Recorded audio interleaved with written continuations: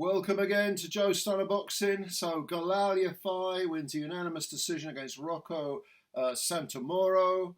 Very, very repetitive rounds with Yafai showing a lot of everything, looking to slip and slide, always in the pocket, always putting on pressure, trying to overwhelm Santamouro physically and mentally.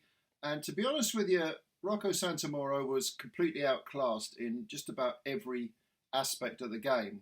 Footwork, speed, technique certainly.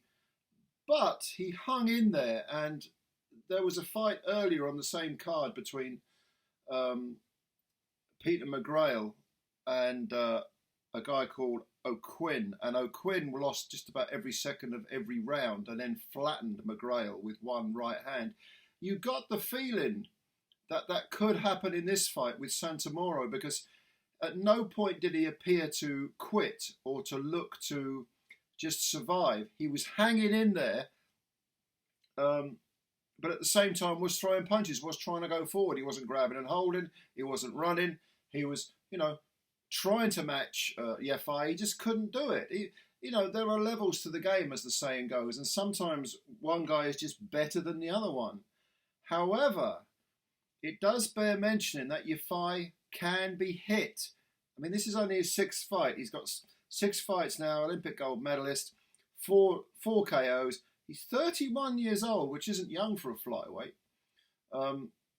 But he does get hit with right hands. And the best example of this came at the end of the 9th round, when Santamouro landed a very good right cross, a sort of counter right cross, that dipped Yafai's legs ever so slightly, just for a split second.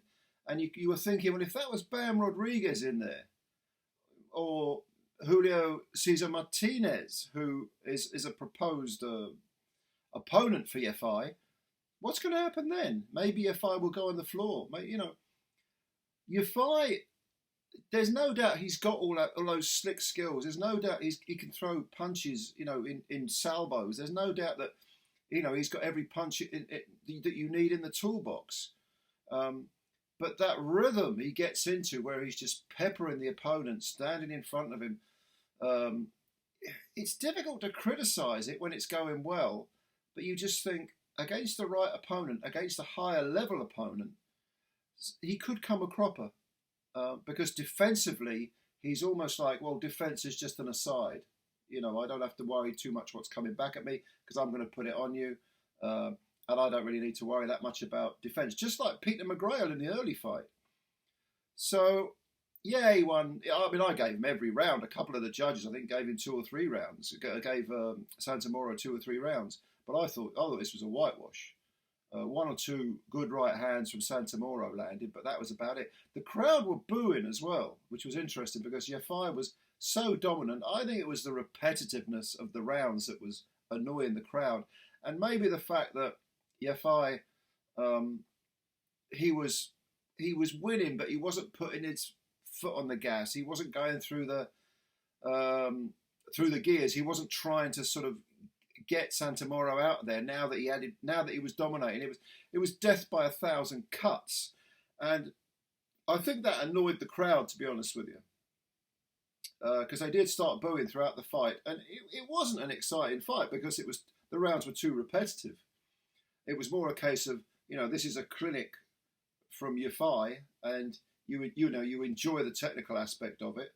One for the connoisseurs, as they say, but you're not going to see a knockout unless it is, the referee stepping in and saying, okay, no more. Santamouro's taken too much punishment. I can't really knock Yafai. I do wonder about him and Martinez, but we don't know where Martinez is at the moment.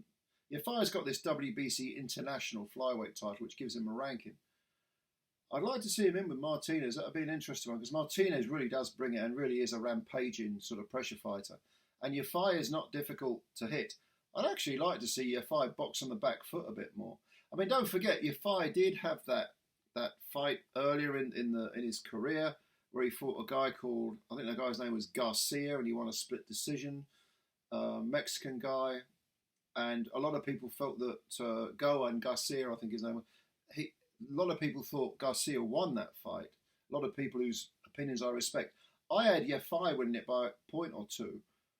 And then I watched it back and I thought, yeah, I can definitely see why people think Garcia won that fight. So Yafai is not infallible, not by any stretch of the imagination. But he is very, very good, and he will score some good wins over some good men, I'm sure of it. And may well pick up a world title, may well do. I mean, it's hard to bet against him, but I want to see him in with Martinez. As for Santamouro, game guy, tough, but you know, you have to wonder. You have to wonder about, certainly not world level, but good. He's got that gatekeeper type of thing going on. Rocco Santamouro. I mean, he came with 22 wins and 6 KOs and 2 defeats, which is now 3 defeats. He actually lost his previous fight to Ricardo Sandoval. He lost that as a unanimous decision. That was a lot closer than this one. And he also got done by Diego De La Hoya, but believe it or not, 7 years ago. He got knocked out in 7 rounds in an 8-rounder. That was for the WBC Youth title. But yeah, Santamouro, more of a gatekeeper type, I guess you'd call him. But yeah, Yafai will get a world title. Good fighter, so we'll take a look at him in the future. What do you think of his performance? How far do you think he can go? What do you think his strengths are? What do you think his weaknesses are? Leave your comments below, as always. Please subscribe to the channel if you know. If you could do that, that would be a big help. And also hit that like button. And I will catch you later.